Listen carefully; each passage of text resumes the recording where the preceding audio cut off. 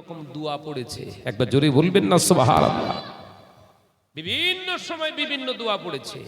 একটা মৌলী সাহেবের ওয়াজ শুনে, একটা কিতাবের একটা হাদিস দেখে সেইটাই ফতোয়ায় জারি করবেন, ঠিক হবে তো?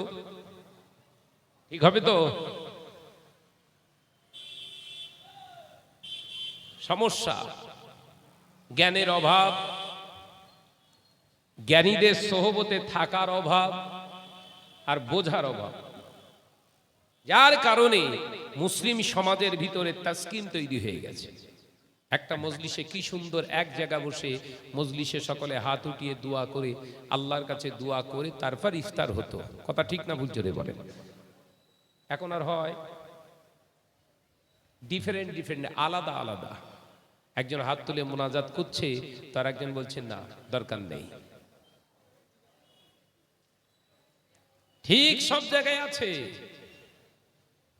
100% ছিল, ওইটা এখন 99% এসছে। ঠিক আছে ভাইরা, আমার নজনেরা, যুবকেরা, ছেলেরা, বাচ্চারা, পর্দানাসীনা মা ও বোনেরা, আলোচনা বুঝুন। এ মুরব্বিয়ান গণেরা, ইফতারকে সামনে নিয়ে হাত উঠিয়ে মোনাজাত করে দোয়া করা, কিংবা ইফতার শুরুর আগে আল্লাহ রসুলের মতো দোয়া করা, হাত উঠিয়ে দোয়া করা, আল্লাহ নবী এটা সুন্নাত বলে প্রমাণিত আছে। হাদিস থেকে পাওয়া যায় আল্লাহ নবী ইফতারের আগে আল্লাহ পাকের দরবারে হাত উঠিয়ে মোনাজাত করতেন ইফতারকে সামনে নিয়ে।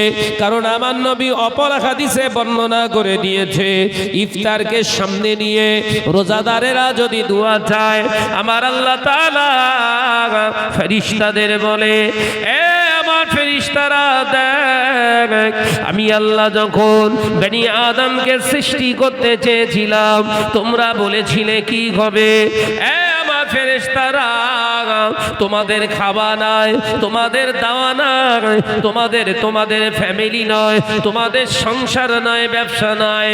আর আমার বান্দা, আমার বনিউল আদম, আমার বনি আদমেদের ব্যবসা আছে, সংসার আছে, বিবি ছেলে বুলা আছে, কাজ কারবার আছে, দুনিয়াদারি আছে, সব ফেলে রেখে সারাদিন অনাহার অবস্থায় থেকে এখন ইফতারকে সামনে নিয়ে সুন্দর সুন্দর ফল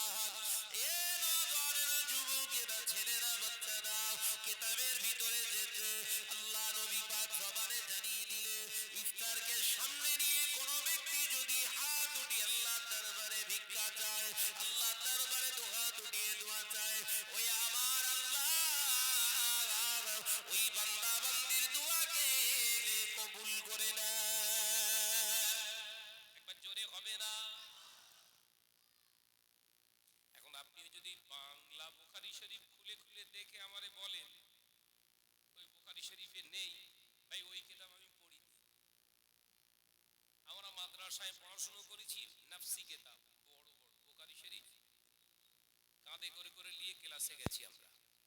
ওই কিতাব একটা এনে দুটো অক্ষর আউট হয়ে গেছে, প্রিন্টে ছাপতে ভুল হতেই